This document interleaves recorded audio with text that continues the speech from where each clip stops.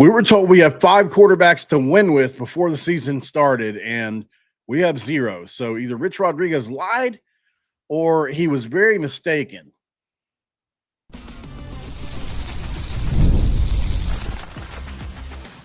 You are Locked On West Virginia, your daily podcast on the West Virginia Mountaineers, part of the Locked On Podcast Network, your team every day.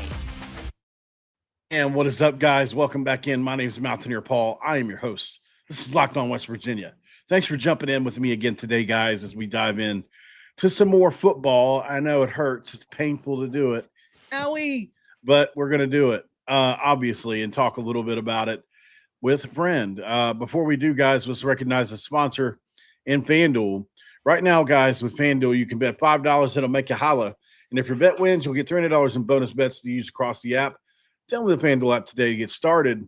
Thanks for making Locked On West Virginia your first listen and for being a part of the Locked On Podcast Network, where we talk about your team in the Mountaineers every single day. Not alone, of course, and I'm excited to bring on a special guest in Troy Van Camp from Mountaineer Moment, one of the best writers out there, in my opinion, right now that nobody talks about because he just doesn't put himself out there like that. He doesn't even really have a real social media to promote himself yet with Mountaineer Moment. We're hoping to grow that a little bigger as we can hopefully bring you on this show more often and stuff. Welcome to the show, man. Appreciate it, man. Yeah, this is what, 3-4 times? Yeah, we're enjoying having you on. West Virginia. I appreciate you having me as always, and just happy to be here in the midst of a football season that kind of sucks. Actually, not kind of.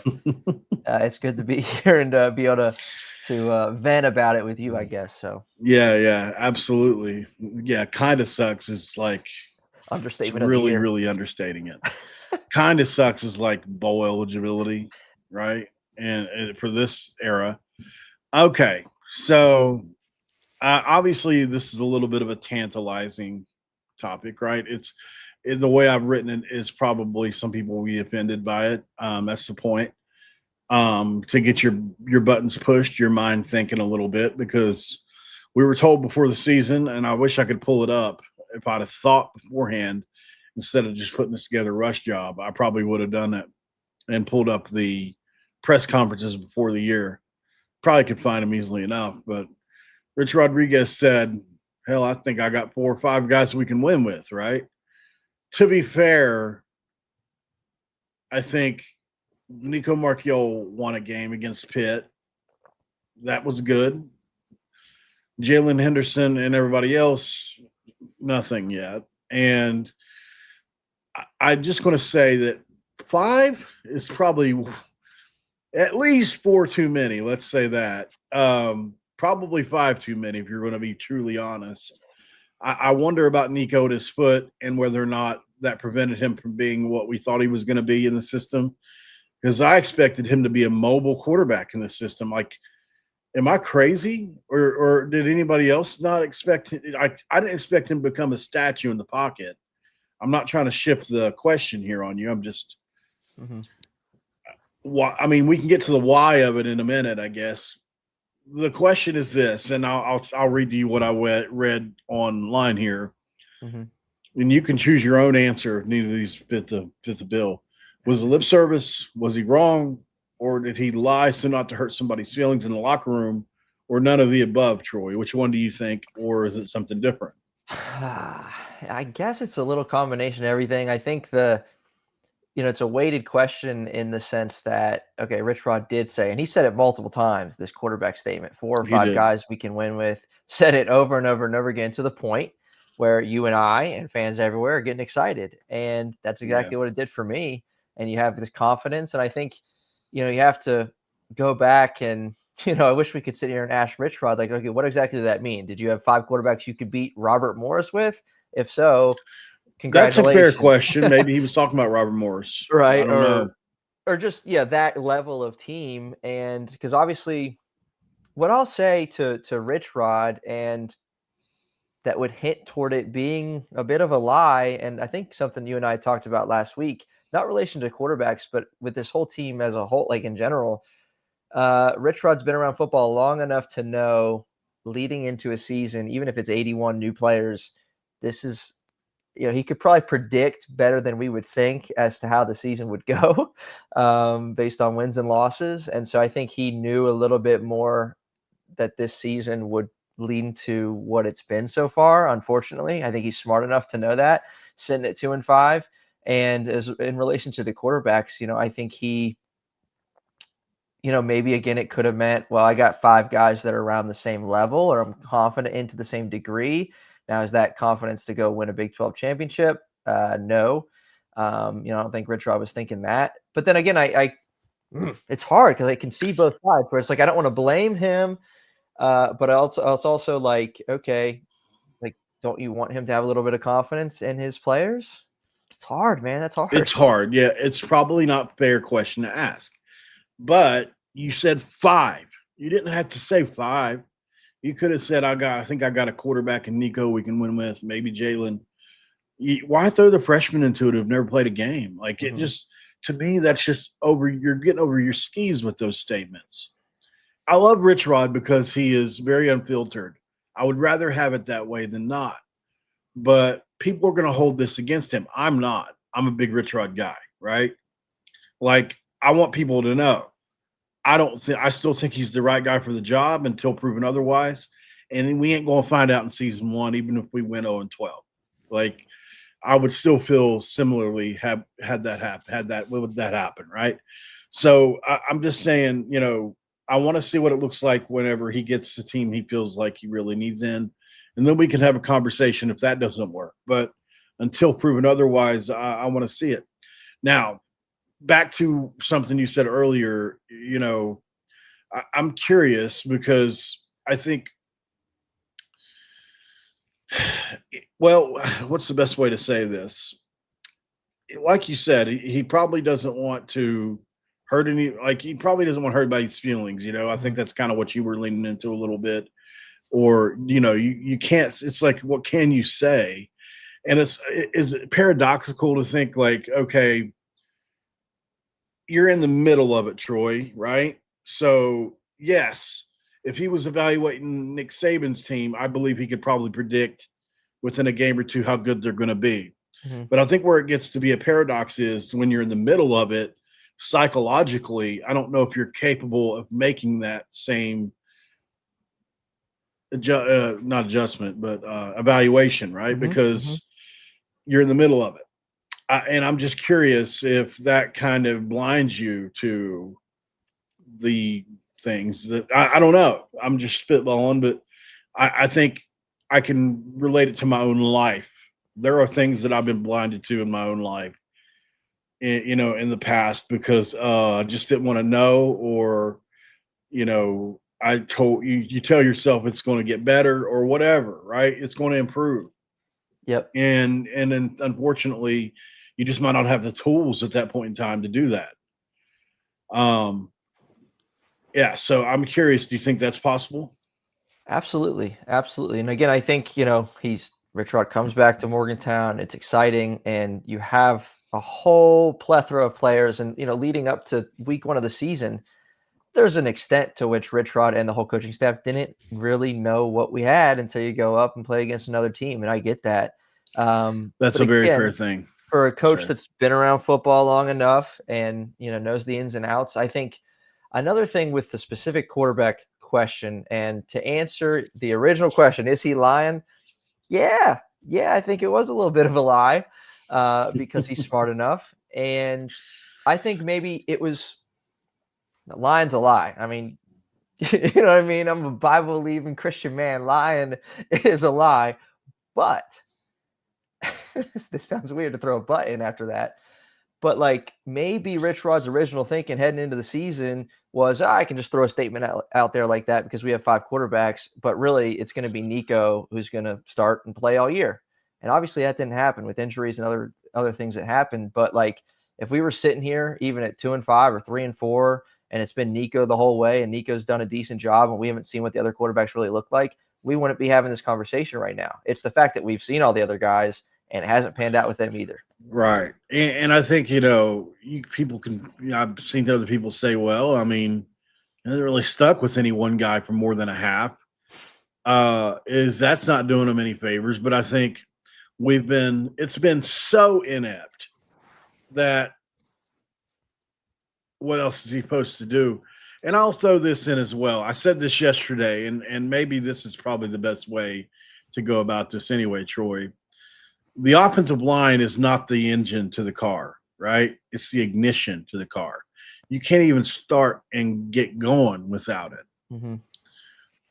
The offensive line being the worst in program history, and it's the worst in program history by every metric. By every metric. We've got bottom 100 linemen at every single spot on the team, outside of like Cray, I think. Mm-hmm. But, even he's probably not played at starter caliber. I would have to see the numbers, though. I do know that we have at least 3 guys that have played so poorly that it's almost laughable. That's Young Bear, that's Makaniole, and that's Crawford. Those 3 have played bottom 100. Like, okay, Makaniole, the worst rated guard in Power 4 football. Right tackle Crawford is 100 and something. I don't remember the exact number. Left guard, it was in the 118 range or so when I looked a couple of weeks ago.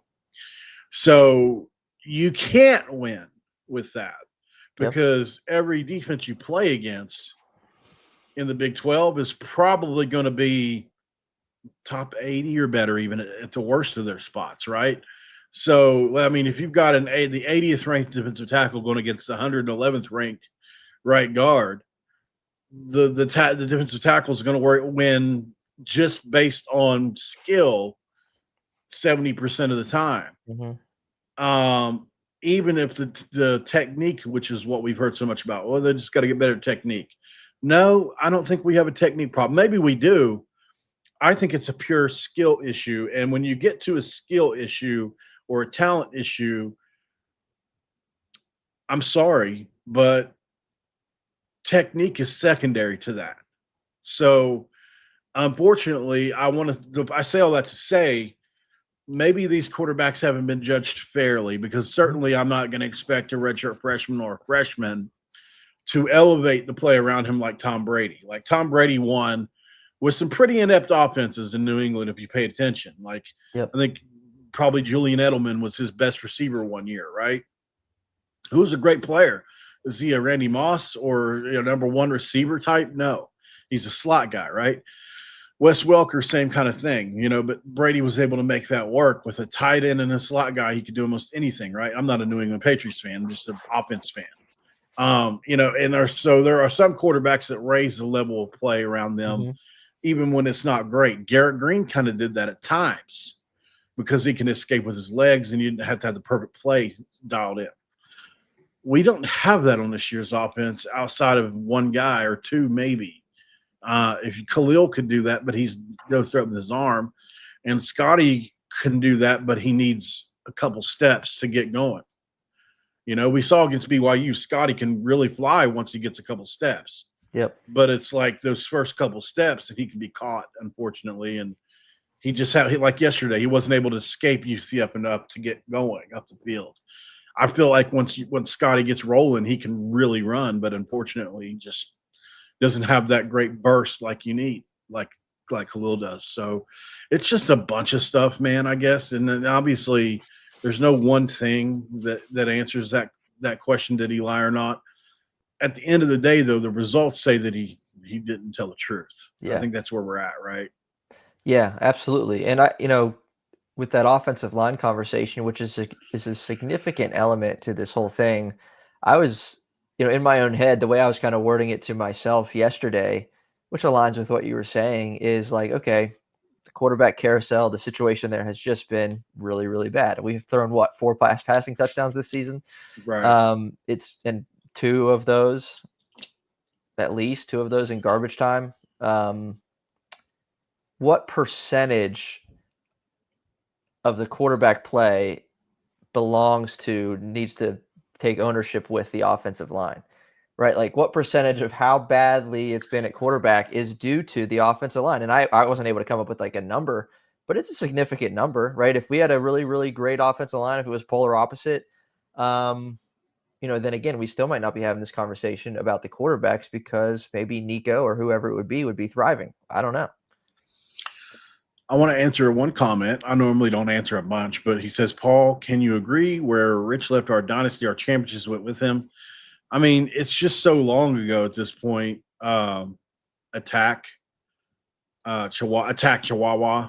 I do think that obviously, yes, initially, yeah, but it's too early to tell whether or not that can come back. I think when you're in it, it feels like the worst case scenario. When we got to go to break here, but when you're in it, it feels like the worst case scenario. And I get it right now. It feels like Rich it's a missed hire for a lot of people. There are a lot of people out there, Troy, that feel that way already. I'm just not that guy that's going to judge anybody in year one because we've seen it literally dozens of times. Guys pull out of a year one. It just actually it's the antithesis of true that very few guys win in year one, right? Mm-hmm. Just most guys struggle in year one. The Sonny Dykes and Signettis are very few and far between. And a lot of times they inherited better situations than you realize. Dykes inherited a Gary Patterson team that had been built for like they were in a situation like a lot of these programs are in right now, like BYU or somewhere where they had the same coach for decades and didn't have a lot of people leave when he came in. And then obviously Signetti brought his own guys with him. So it's just not the same. And Richrod didn't bring clearly as many big time guys as that James Madison team had. Let's go to break though. I'm going to ask Troy the $5 million question that's just been on my mind. I can't get it out of my head. I want to talk about it again with a little spin. We're going to talk basketball too, because it's been pretty cool to see. We'll be back. And, of course, this episode of Locked On West Virginia is going to be brought to you by our friends at QO. That's right, QO, guys. It used to be called Open Phone. One of the tools that helps make a huge difference for business owners is QO, formerly known as Open Phone. It's a great business phone system. It's the same one you've heard me talk about before, just with a new name, and here's why it matters. Every missed call is money left on the table, baby.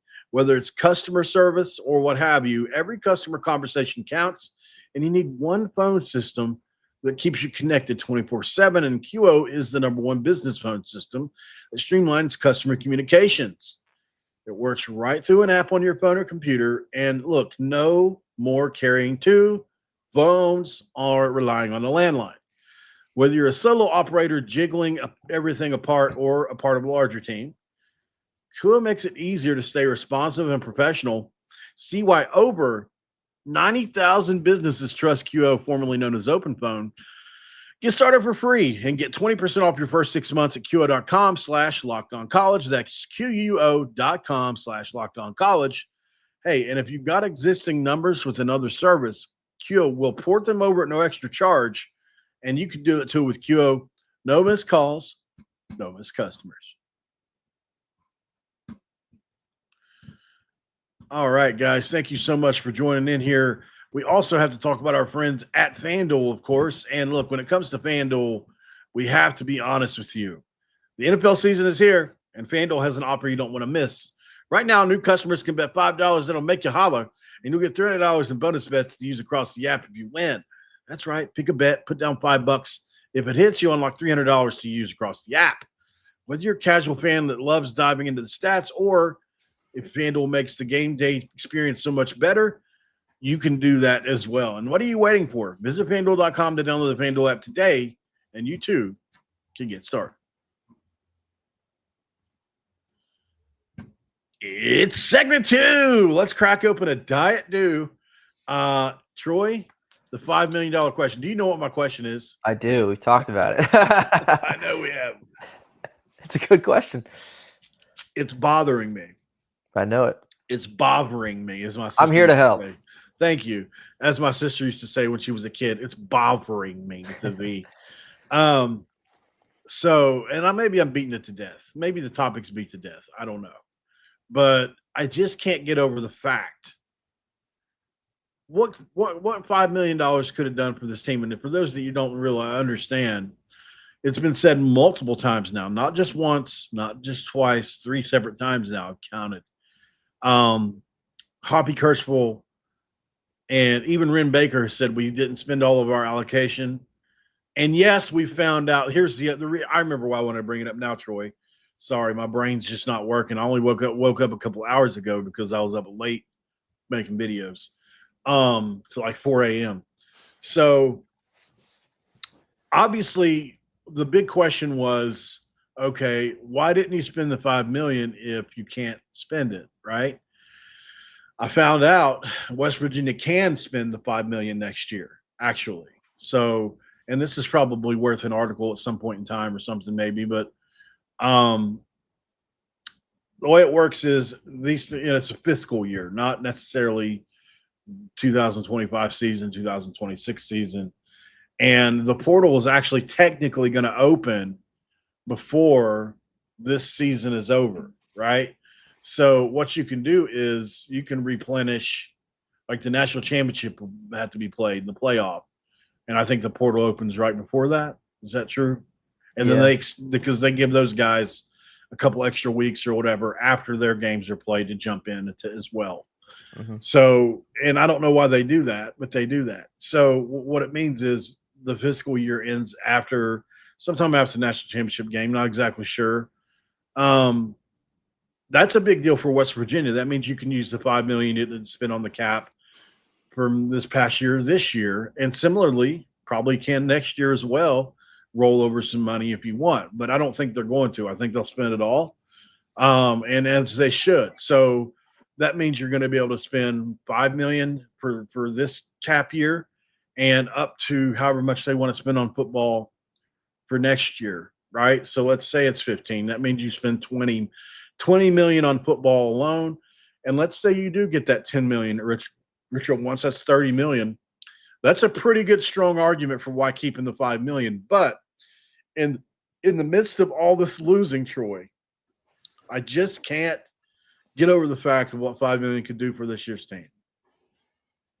Rightfully so. I get it. I'm there with you. It makes a lot of sense. I see why you're harping on it and continuing to bring it up because it is a valid point.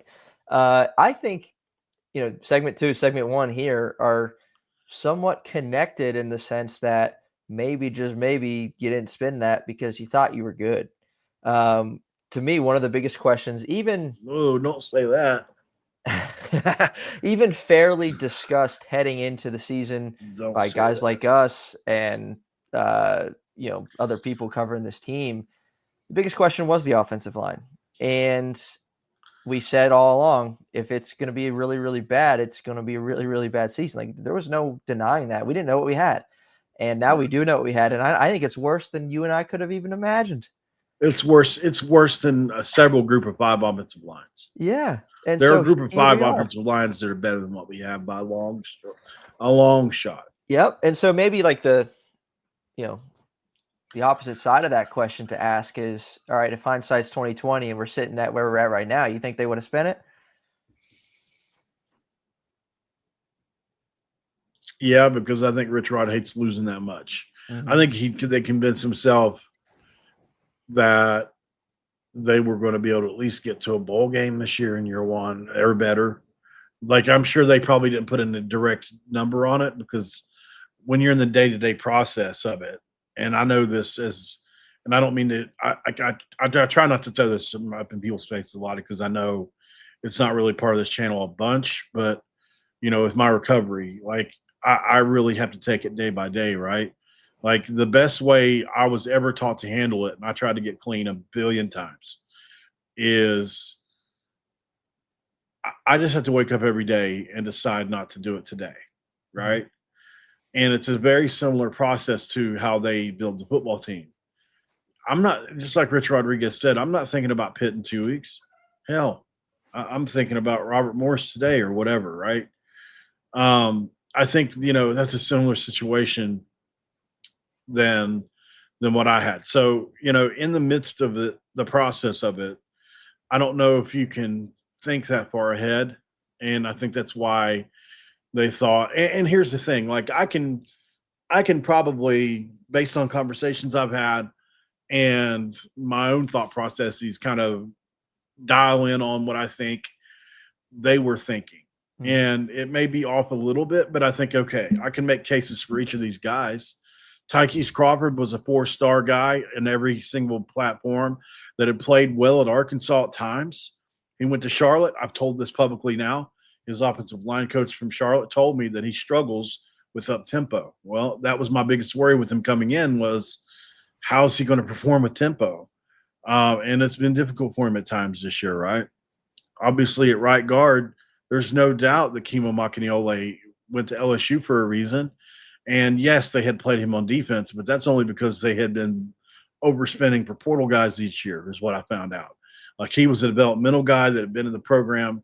And these big time schools nowadays are just going out and plugging offensive linemen in from the portal. It's just that seems to work. That's one thing you can do, even though an organic offensive line over the course of time is better, like we had. But you can certainly also, if you spend big enough, you can get over the gelling issues you have with just super talented dudes that are just going to whip people's ASS across from them, right? Mm-hmm. If you get 5 Zach Frazier's, I don't care if they played together for one game or not. They're going to stomp your mud hole in your butt, right? Mm-hmm. So that's the kind of what happened to Kimo, and he got put on defense because he's athletic, which he's shown to be at times for West Virginia. I do think that if I was West Virginia, I would consider moving him over there, but they have not – the one position group hasn't changed. And if you paid attention to this, Troy, and I'm not trying to talk forever, I mean to let you get in here, but they've changed every position group on the field. They've tried different rotations, not the O-line. Mm-hmm. So Kimo, LSU guy, right? Livingston is the next center. He was waiting behind Zach, right? Left guard, obviously Young Bear had 1,000 starts under his belt at Tulsa and pancaked the hell out of people who can go watch his tape, right? And then Cray is the next young left tackle that had waited behind Milan. So, like, yeah, I get it. I get the logic there, but it hasn't worked. And there's been no other combinations really attempted. We saw Agbo get in yesterday. They score a touchdown. Then I don't know what happened, man. Yeah. You go. Yeah, it's you're right. LSU, Arkansas, guys that have, veteran guys that have made a name for themselves in one way, shape, or form. And yeah, you flat out just has not panned out. And I think offensive line wise, it could be, as far as the money spending and NIL and going and getting guys and being intentional about getting in the portal and getting the offensive line that you want for next year. Because that's where I'm looking ahead toward now is next year. And Robbie Martin, guys like that. Yeah. And it's almost, don't call me crazy, but this could be like a little blessing in disguise. How poor this offensive line is played, right? Because if we were sitting here and like, well, they've had some struggles, but they've done a few good things. That's not our conversation right now. They have flat out been bad. And so it's a blessing in disguise in that way, because it's like, all right, we know it's going to be different. Right. There's no working around this thing. There's no getting I like better. how your Christian came out there for a second. Yes. I know that I know. This is not a fluke, bro. Like, this is not a fluke at all. This has just been downright bad. And so you have to fix it. And you're not going to fix it from within. I don't want to see any of those guys in the offensive line next year. Let's go get some dudes. Yeah, let's go get some dudes. That's absolutely right, for sure. You remind me of a guy named BJ Roberts that I used to hang around in this area. He's a preacher. He's a good dude, man. He has a son. His son actually was the one that played safety for Marshall that almost came to West Virginia. So, and Wake Forest before that. Now he's in the league playing really well. I really wanted him to come to West Virginia, and we just didn't pick him up. Neil Brown overlooked him, but you remind me of that family a little bit. Anyways, so obviously I'm with you on the dudes thing. We're probably going to go over on this one. So let's go ahead and look at this article that you wrote, and then we're going to go to break first. We'll come back. We'll look at this article you wrote, and then we'll talk basketball. Stick around, guys. And this episode of Locked On West Virginia is going to be brought to you by our good friends, of course, at Monarch Money.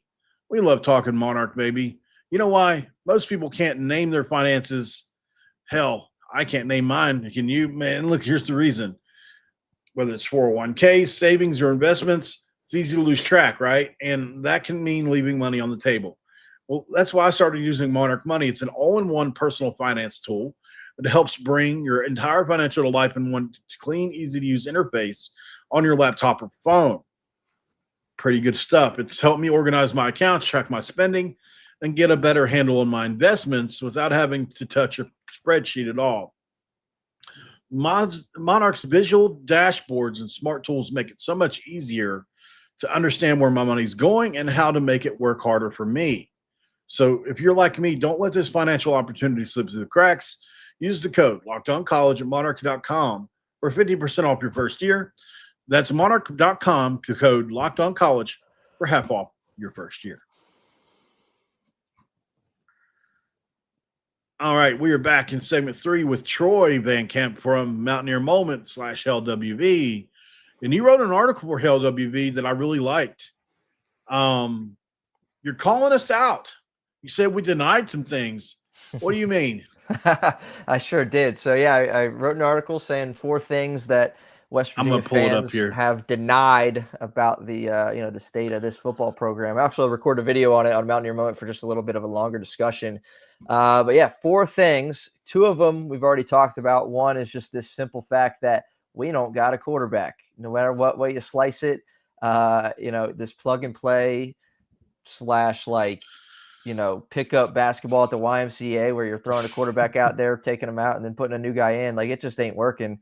And it's not working because, again, offensive line having a huge percentage of a role in that as to why we don't have a quarterback. But I think so. Yeah, and it does.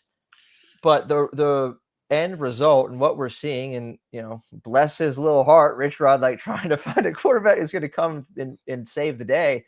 None of these guys have been able to save the day. The reality is that we need to be faced with is none of these guys can save the day based on even the guys around them. It's just not going to happen. That's number one. Don't have a quarterback. Not for this offense. Not a quarterback is going to come out and lead you to a victory. I don't believe we might not win again. That's the 4th point I had, but we'll get to number 2.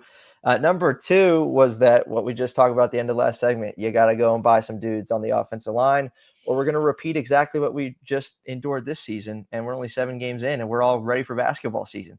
I don't want to be ready for basketball season in mid-October. I want to be, competing for championships and doing our thing. But that ain't going to happen without an offensive line. And like I said a couple minutes ago, man, if you don't go get some guys, then we're just going to relive this, and we don't want to. Thirdly, real quick, is this West Virginia secondary has just been really bad. And I think a lot of us as fans are blaming the defensive front rather than the secondary. And you look at the Big 12 tape. I mean, West Virginia's given up 43 points a game. We've been outscored 172-61 in 4 Big 12 games. That's over 100 points in 4 games, which is just terrible. And the secondary, man, there's just guys wide open all over the field. We saw signs of it in the Pitt game. Holstein missed 3 or 4 wide open touchdown passes in that game where he just overthrew their guys. We were getting some pressure, which is part of Zach Alex's philosophy, right? He'll sit in the house and leave a guy open, but he thinks he's going to get there. Well, unfortunately, that's when you've got a team that blitzes constantly and you're getting no pressure, your secondary is going to be hung out to dry. Mm-hmm. What happened to the pass rush? Mm-hmm. I mean, let's not pretend like we sacked Holstein 6 times. Yeah. Like, they've got I would assume they have an offensive line. They're 4-2. They've got an offensive line that's comparable to other Big 12 offensive lines. It's not that big of a jump. Something's happened physically with the team, emotionally, mentally, all of it. I don't know. I'm about to get you going here. I don't know if you're going to like me for getting you going, but since that Pitt game, we've added number 0, Jamori Robinson. Oh, listen, don't even get me started on it. I mean, who knows? You're right. Like, what happened? That's the one thing that did happen, and we've gotten a lot worse on the defensive side of the ball. Again, 43 points a game. Our defense through the first 3 non-conference games was 12th in the nation in rush yards allowed per attempt. Yeah. Also, speaking of, and this is completely flipped, but I think you might get a kick out of this. Our offense. Do you know who led our offense in rushing yards per attempt yesterday? Probably Khalil Wilkins. You ready for this? This is just for fun. Oliver Straw led us in rushing yards per attempt yesterday, bro. 12-yard scamper for him for a 4th and 7 converted into a 12-yard gain. The basketball team won a secret scrimmage yesterday. I'm just kidding. It's crazy, bro. It's crazy. And then that last point on that article is just like, and something that I'm beginning to settle into, and I'm speaking to myself when I write that, is 2-10 is a very real possibility. And I've been trying to deny it. I've been trying to say, yeah, after the bye week, you're going to tune up, get things right, and you come out and lay an absolute egg against UCF. And that's leading me to believe, not that we can't win a game, but what we've seen over the last 4 weeks, we might not. And it's a real possibility. 2-10 is in our future. Yeah. I mean, who can we beat? It's left, like we thought UCF was the easy gimme left. 45-13. It pisses me off so much that Mike getting some Locked On UCF come on here and told me that they were going to win by that score. Like he came on here and said, he said, listen, he was trying to tell me and I wouldn't want to listen. He said, I'm just saying, I'm telling you the data. Like if you look at the data through 6 games, you can tell what a team is through 6 games. Yep. And the data is saying UCF's got a way better defense than West Virginia, and they're more explosive on offense. And that's exactly what happened. Yeah. I just think that I wasn't willing to believe it because we're West Virginia and they're UCF. Guys, we're at the point in our program's history where UCF is dog walking us. That's living in denial. Living in denial, man. 45-13. I remember I didn't say much right in prediction-wise on the podcast on the show last week with you, but I did say if we come out and Cam Vaughn goes two catches, 19 yards, we're going to lose that game. Well, he came out and had 2 catches for 15 yards and lost. So, I mean, it's a joke, Leitzel. You know what I mean? Like, don't take it so seriously, brother. Just laugh. Like it's okay. You don't have to be. That's all you can do at this point. Just laugh. Yeah. All right. So let's dive into some b-ball really quick, man. Let's watch the video that makes us all happy. I think that's the best way to start this one. I'm going to say my Canadian oat. We're going to start this one out like this. Oh, yeah, I forget. I can't play the daggone. Wait a second. When's that from? 2 hours ago. Obiaha talks. Really? Well, we might have to check that out after this. Obiaha spoke again today, apparently. All right, so this is West Virginia basketball yesterday, absolutely destroying Maryland, who I saw somebody say they were shorthanded. Well, so were we. So I don't want to hear it. We didn't have Jackson. We didn't have Ugasuk. So, I mean, don't cry to me about that. I wish I could play the sound. It just sounds so bad with the. Oh well, I'll just describe what's happening again to those that are listening audio. Obviously, that's Eagle Staff shooting a 3. He's got such a beautiful stroke, Troy. And I think this is where this team's going to thrive this year. And you can talk as well during this. It's not.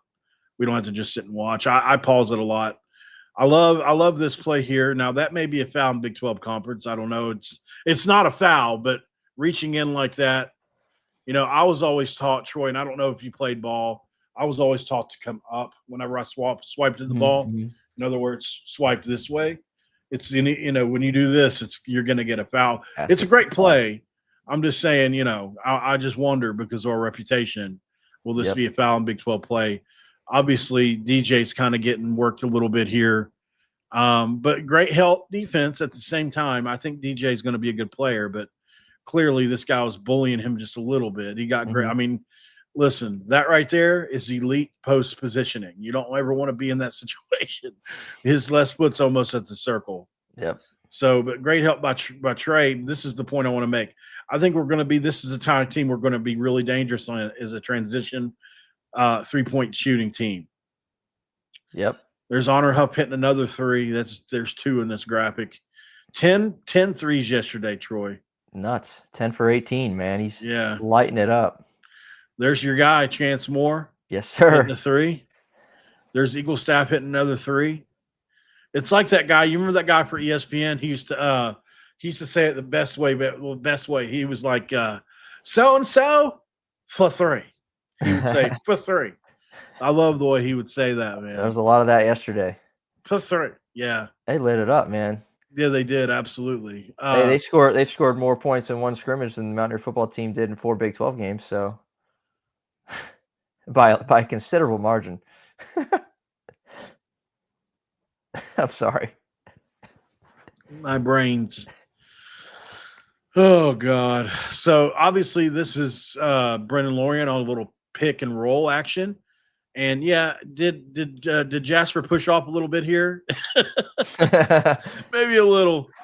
But he got himself open here and a little miniature 3-ball here. Beautiful shot. Jasper can shoot it.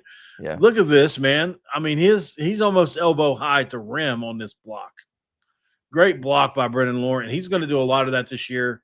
But here's the best 3-point shooter in the country. And look at those calves.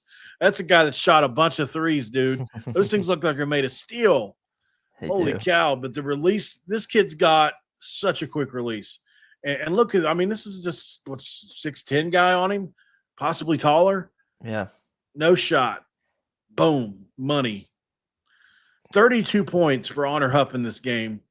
And there's Eagle staff. Look at that beautiful shot, man. Left hand just off the ball. Ball's going to roll right off the first 2 fingers. Bam. Yeah.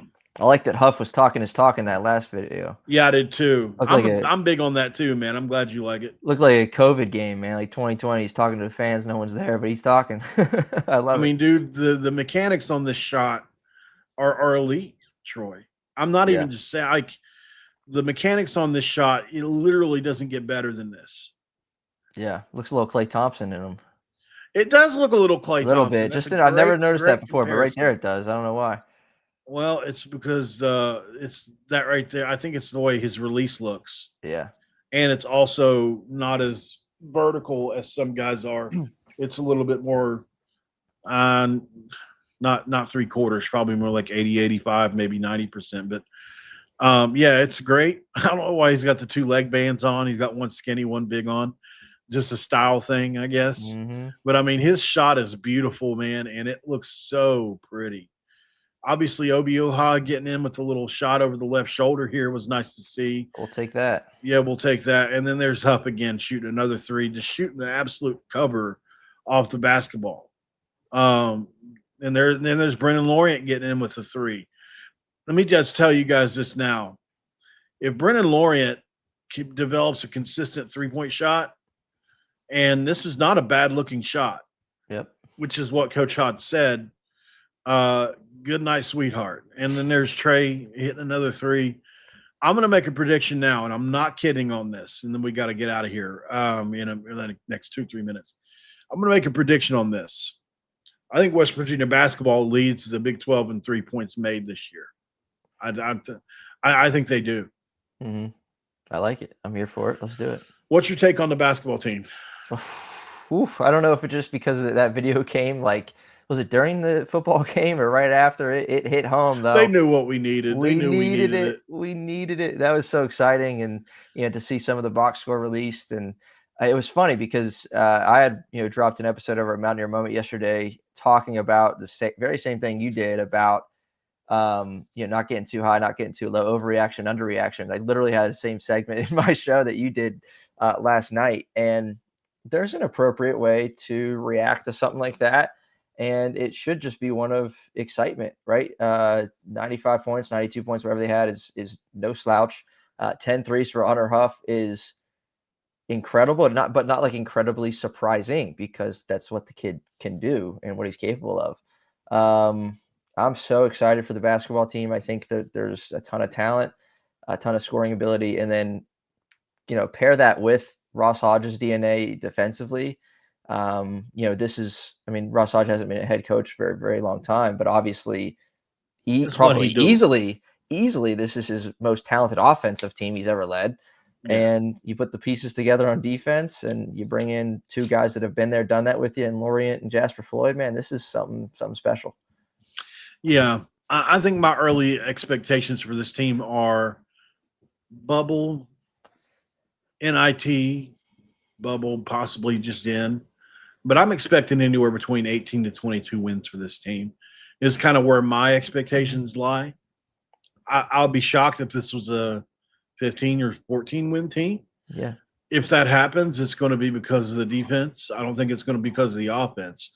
Like, I'll be totally shocked if this team gets bogged down more than one game at a time here or there. Every team gets bogged down, no matter how good you are offensively, because it's such a grind. It's not the NBA, but for in the Big 12, it's a grinder. Which, I mean, the SEC is pretty well caught up to the Big 12, for being honest. So, I mean, they're going to feel that too, I think. But the Big 12 still has, I think, the best teams overall and the best basketball conference. But sure, it's definitely a crazy situation with the Mountaineers in the Big 12. And I'd love to see us finish in the top 8 in year one and get into the tournament and make a little run, maybe win a game or two. That would be so fun. Oh, yeah. Love to cover it. Obviously, since I've been here, since I've been covering West Virginia, I've not even been able to cover us more than one game into the tournament. So, that's something I want to see. Just from a content creator standpoint, I want to see what that looks like numbers-wise, how it compares to football, different things. Because I think with basketball, it's so weird because this channel has become the #1 West Virginia channel on YouTube. And, I couldn't do it without everybody here at all. Like, it's not me at all. It's truly our fans just are nuts. And I record a lot. That's really the only reason. Like, it has nothing to do with my talent. It's all to do with West Virginia fans being consumers of West Virginia content. And I just record a lot. Like, I think that's the only reason that it's any good. But anyway, so I was just the fact that this would probably be this channel would probably be recommended to a few people if we went deeper into the tournament that are casual fans. And that's, so as a content creator, I selfishly wonder, like, man, I bet if we got to the Elite Eight or Final Four, it would be a wild situation because there's only 3 or 4 teams in the country that are playing, and you're one of them. Man, the channel will probably do really well. So, it's just something I aspire to see. Obviously, I'd just rather, if I had my choice, I would choose just a team winning. But second to that would be kind of cool for the channel. Absolutely. Absolutely. Mountaineer Moment. Guys, make sure you go check him out over there. He does a great job, as you can see on the article. Troy, appreciate you for coming on, man. It was great talking ball with you. Yes, sir. Always is, man. Appreciate it. All right, guys. For Troy, we're going to jump out of here. I know Troy has some things he has to do in the next little bit, but guys, I appreciate your support, and I'll be back here in about an hour or so.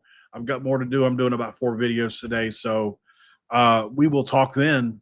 Until then, though, we just have one request. Don't forget to cue those country roads. We'll see you then.